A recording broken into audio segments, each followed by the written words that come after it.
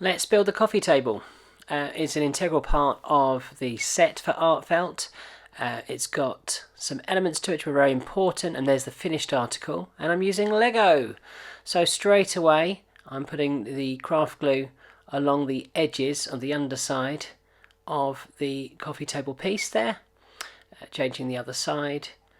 And I'm using Lego with some extra flat pieces, but you can use any sort of craft clamp or vise, and it just helps for making the legs as straight as possible, I've found. Placing it very carefully on the glue.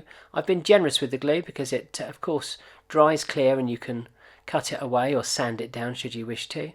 Putting the glue on the other side, and it really helps to place it firmly. So you notice I gave it a little shimmy as I placed it there.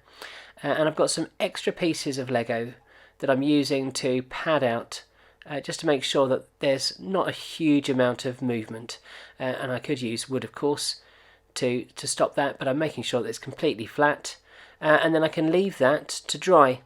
Dry overnight is probably the best thing, and then you can sand down, give it a key, and decorate it as you choose.